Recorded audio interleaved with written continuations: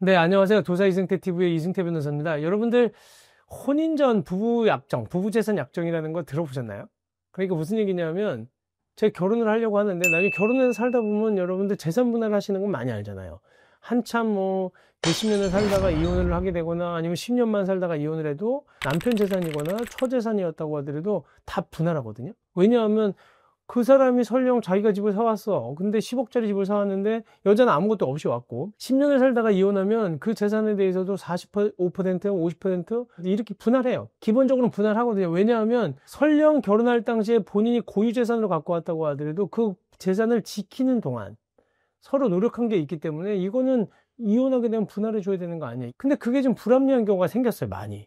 왜냐하면 외국인하고 결혼할 때 외국에는 사실 부부의 재산 약정이 있습니다. 결혼하기 전에 자기들끼리 약정을 해요. 이건 내 거니까 이건 이혼하거나 무슨 일이 생겨도 내가 이 부분에 대해서는 서로 독립된 재산으로 본다라고 하는 약정을 하고 우리도 그게 있거든요. 근데 안 써요, 잘. 모르는 거죠. 부부 재산 약정이라고 하는 게. 이게 왜냐하면 나중에 아버지가 젊은 사람들이 결혼할 때 이런 거 하자 그러면 여자가 결혼을 안 하거나 남자도 결혼 안 하겠죠. 근데 나이가 좀 들어서 만약에 재혼을 한다거나 아니면 뭐 정말 외국인하고 결혼을 한다거나 뭐 이런 경우가 있는데 그때 항상 자식들도 그렇고 뭐 주변 사람들이 걱정하는 거예요. 아, 우리 아버지가 엄마 돌아가시고 나가지고 다른 사람하고 결혼하려고 그러는데 여태까지 벌어놓은 돈이 이렇게 많은데 그거를 그러면 결혼해서 그분한테 다 나눠준다는 거예요. 그럼 오히려 사이도 안 좋아질 수도 있어요. 이런 특수한 경우가 많이 생겼어요. 그러다 보니까 야, 이거 좀 문제가 있는 거야. 무조건 그러면 또 앞으로 10년 살면 재산을 다 나눠야 되는 거냐. 근데 이 일에서 부부재산 약정이라는 것이 있다는 거 알고 한번 여러분들도 활용해 보시라는 겁니다. 부부재산 약정이 뭐냐 하면 결혼 당사자가 결혼 중에 재산에 대해서 소유나 관리 방법을 미리 혼인 성립 전에 정해두는 것을 말하는 겁니다. 이게 민법 829조 제1항에 있는 거거든요. 그래서 이 부부재산 약정을 만약에 이렇게 해놓으셨다고 하면 혼인신고를 하기 전까지 등기를 해야지만 다른 사람한테 효력이 있어요. 혼인신고를 하기 전에 등기하지 않으면 부부의 승계인이라든지 아니면 제3자에게 대항할 수 없다. 이건 부부의 승계인이라고 하는 건 뭐 그 상속인들이라든지 뭐 일부 한 명이 돌아가셨을 때나 또 특별 승계인 같은 경우에 누가 뭐 채권을 넘겼다거나 이렇게 했을 경우에 그 승계인이나 제3자에게 대항할 수 없다.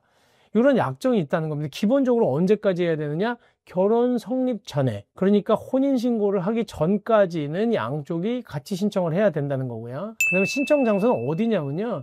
신청 장소는 남편이 될 사람의 주소지를 관할하는 지방법원 등기과 또는 등기소에다 신청해야 된다. 그러니까 결국은 등기를 아무 데서나 등기하는 게 아니라 부부재산 약정 등기는 남편이 될 사람이 주소지를 관할하는 지방법원의 등기과 또는 등기소입니다. 그리고 이것도 언젠가 바뀌어야 되겠죠. 왜 남편이 될 사람만으로 했는지 모르겠습니다. 그 다음에 신청서 기재사항에는 부부재산 약정 등기 신청서에 다음과 같은 사항을 적고 신청인과 그 대리인이 기명란이 또는 서명을 해야 되는데 등기의 목적, 등기의 원인과 그 연월일, 그리고 약정자의 성명, 주소, 주민등록번호, 그리고 주민등록이 없는 재외국민의 경우에는, 그리고 또 외국인의 경우에는 생년월일을 적어라. 그 다음에 부부재산 약정의 내용이 뭐냐, 어떤 재산은 분할 못하는 재산을 할 것인지 그거를 써라.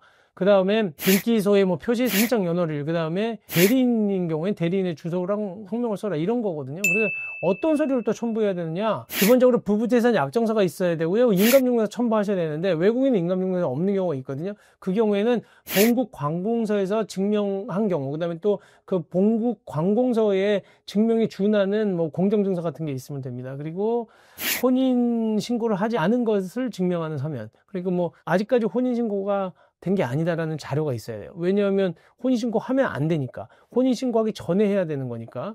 그 다음에 주소를 증명하는 서면, 주민등록을 증명하는 서면, 그러니까 결국은 뭐 주민등록 초본인데, 뭐 주민등록이 없는 사람의 경우에는 생년월일을 증명하는 서면을 내라 하는 거고요. 대신 이 부분재산 약정 등기를 하면요, 기본적으로는 변경할 수 없습니다. 변경할 수 없지만 만약에 정당한 사유, 뭔가 누락을 했다, 아니면 뭔가 착오를 해서 기재를 잘못했다 그런다, 이런 경우에는 법원의 허가를 받아서 변경할 수 있지만 기본적으로 못한다, 변경 못한다는 거고요.